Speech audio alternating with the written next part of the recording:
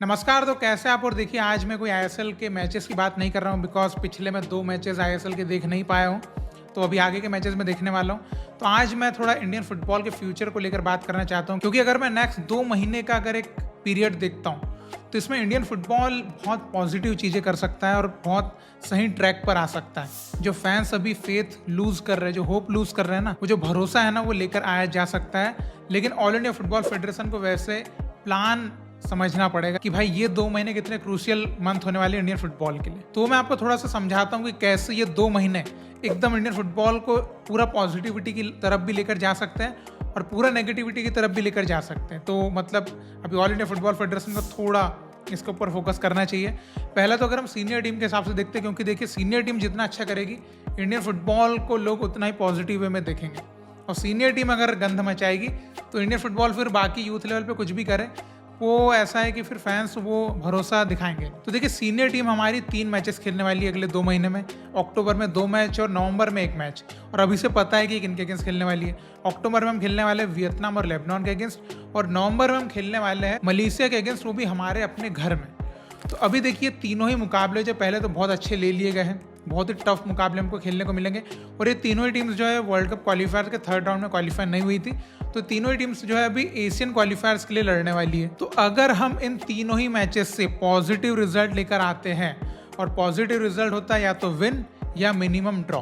तो ड्रॉ भी उस केस में पॉजिटिव होता है अगर सामने वाली टीम बहुत ज़्यादा टफ खेल रही है तो, या बहुत ज़्यादा स्ट्रांग है तो वहाँ पर पॉजिटिव माना जाता है ड्रॉ को। अदरवाइज ऐसे वीक टीम है उसके अगेंस्ट ड्रॉ भी नेगेटिव ही होता है, डिसअपॉइंटिंग रिजल्ट ही माना जाता है। तो यहाँ पर विन होना चाहिए। अगर तीनों मैचेस में विन करते हैं तो आप सोचिए कि भाई इन 3 टीम्स का भी मतलब एक आप बोलेंगे ग्रोइंग फुटबॉल कंट्रीज अगर आप देखते हैं एशिया में, तो ये तीनों कंट्रीज उसमें आती है।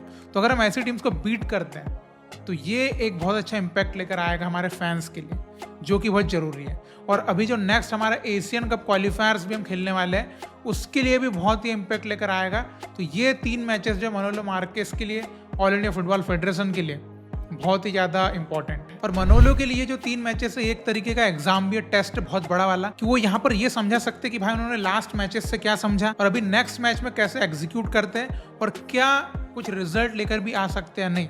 और जैसे कि मैंने कहा था कि मनोलो को कम से कम 7-8 गेम्स का टाइम देना चाहिए। तो ये 3 मैचेस उनमें एक बहुत ही इंपॉर्टेंट रोल जो है निभाने वाले हैं। तो मनोलो के लिए भी उतना ही इंपॉर्टेंट है कि भाई ये बताना कि कैसे लोग उनके ऊपर भरोसा दिखा रहे हैं कि मैं इंडियन टीम के लिए अच्छा कर सकता हूँ। ये मौका भी उनके लिए इन 3 मैचेस में होने वाला है। इसके बाद अगर हम क्लब लेवल की बात करते हैं, क्योंकि हमारे 2 क्लब्स जो है AFC लेवल पे कॉम्पीट कर रहे हैं, जिसमें कि मोहन बागान और ईस्ट बंगाल है। और मोहन बागान का जो मैच है 2 अक्टूबर को ट्रैक्टर FC के अगेंस्ट, AFC चैंपियंस लीग 2 में। ट्रैक्टर FC जो हमारे ग्रुप के सबसे स्ट्रॉन्ग टीम है, जो ईरान का क्लब है। और इस क्लब के अगेंस्ट अगर हम कुछ अच्छा कर पाते हैं, और उनके अवे में है, मतलब ईरान के होम में मैच, तो बहुत ही बड़ी बात हो जाएगी अगर कुछ भी यहाँ से लेकर आए।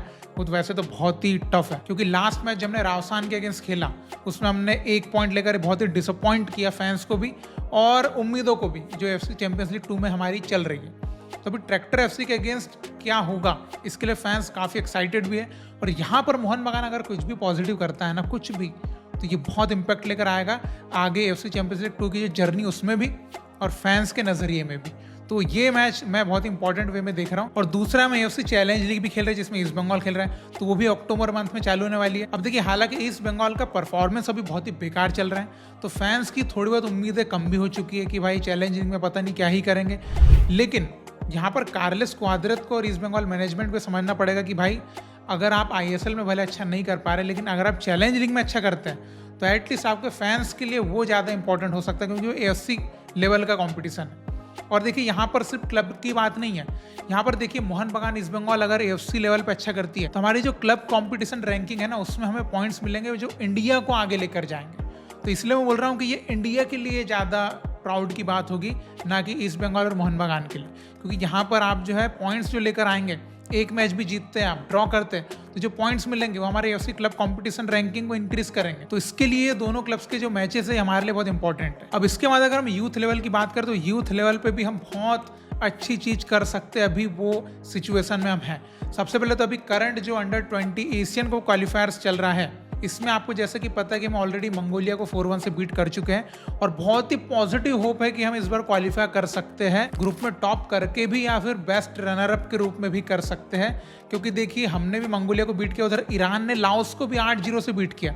तो लाओस को अगर हम अच्छे गोल मार्जिन से बीट करते हैं और ईरान के साथ हम पॉइंट शेयर भी करते हैं या उनको बीट करते हैं तो भी हम क्वालिफाई करते हैं, उनके साथ पॉइंट शेयर भी करें तो भी हमारे चांसेस है क्वालिफाई करने के। क्योंकि अगर हम लाओस के अगेंस्ट भी अच्छे गोल मारते हैं तो गोल डिफरेंस में हम बेस्ट रनर अप की जो टैली रहेगी उसमें ऊपर रहेंगे।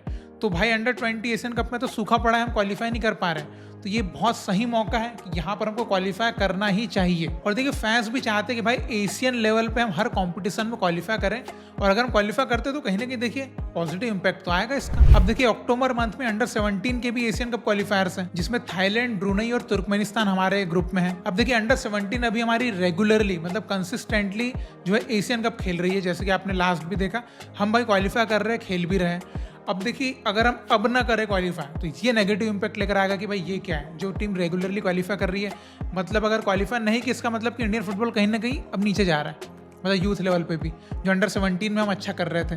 तो यहाँ पर इशफाक अहमद के सामने ये बहुत बड़ा चैलेंज भी है कि यहाँ पर वो क्वालिफाई करके वो जो बिबियानो फर्नांडिस ने एक लेवल सेट करके रखा हुआ है कि भाई अंडर 17 में तो हम क्वालिफाई करते ही हैं, तो उसको निभाना यहाँ पर बहुत इंपॉर्टेंट है इस टीम के लिए भी और इस कोच के लिए भी। और ये देखिए अगर हम क्वालिफाई नहीं करते तो एक नेगेटिविटी पैदा होगी और क्वालिफाई करते हैं तो जैसा है एज यूजुअल वैसे ही चलेगा कि अंडर 17 में क्वालिफाई करते हैं और अंडर 20 में भी क्वालिफाई कर गए तो ये कितना अच्छा हो जाएगा।